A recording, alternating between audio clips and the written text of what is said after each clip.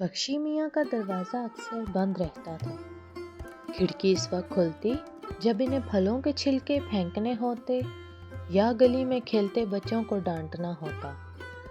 اکثر ان کی تیز آواز سنائی دیتی، گھر میں ٹک کر بیٹھا نہیں جاتا، ادھم مچا رہے ہو، محلے میں کھڑکیاں توڑنے کو پیدا ہوئے ہیں، سب بھاگ جاؤ، اب گلی میں مجھے کوئی نظر نہ آئے۔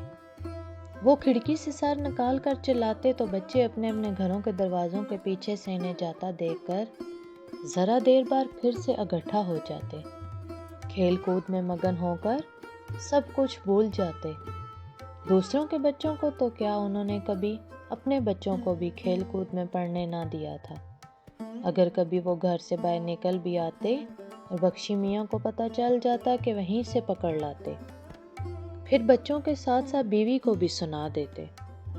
بخشی میاں محلے کے کسی فرد کو اپنے لائق نہ سمجھتے، ان کے خیال میں لوگ اس قابل نہیں کہ انہیں منہ لگایا جائے۔ بیٹے بڑے ہو کر ذرا قابل ہوئے تو ایک ایک کر کے گھر چھوڑ گئے، اپنی دنیا بنانے کے لیے انہیں نکلنا ہی پڑا۔ بیٹوں کے جانے کا ذمہ دار بھی وہ بیوی کو ہی ٹھہراتے، اگر تم ڈھنگ سے ان کی تربیت کرتی تو وہ جاتے ہی کیوں؟ وہ اکثر طعنہ دیتے اور بیچاری بیوی خاموشی سے سن لیتی۔ بخشی میاں کے گھر سے باہر جانے کے بعد اللہ سے فریاد کرنے لگی، بیٹے بھی یاد آنے لگے۔ اسے گزرے ہوئے وہ دن یاد آ گئے جب وہ اپنے تینوں بیٹوں کے ساتھ بیٹھی ہوتی تھی۔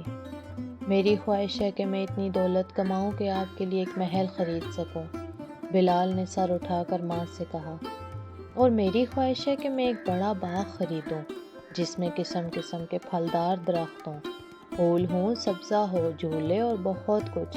دانیال کی آنکھوں میں بھی خواب سجے تھے۔ اور میری خواہش ہے کہ میں ایک جہاز خریدوں جس میں بیٹھ کر اماں کے ساتھ ملکوں ملکوں کی سیر کروں، چھوٹا بھائی نہال بولا۔ اور میری خواہش ہے میں تینوں بیٹوں میرے پاس ہی رہیں، میری آنکھوں کا تارا بن کر، ماں محبت سے بولی۔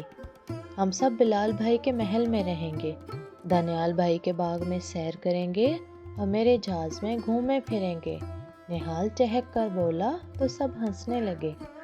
ماں بچوں کی باتیں یاد کر کر کے روتے ہوئے ہنس پڑی۔ ادھر بخشی میاں دوستوں میں بیٹھے اپنے کارنامے سنا رہے تھے۔ ارے نہ بھائی کی اولاد ہے، بے شک آج ہم عہدے پر ہیں مگر ہیں تو نانا بھائی۔ انہوں نے حاکم شہر کے خاص افسر کے بارے میں شوشہ چھوڑا۔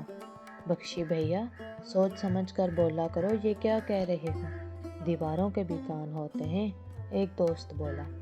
بخشی میاں چہک کر بولے، نہ بھائی، ہم کیا کسی سے ڈر بیٹھے ہیں، اس کے باپ دادا گلیوں میں جوتیاں چٹکاتے پھرتے تھے، انسان کو اپنی اوقات یاد رکھنی چاہیے۔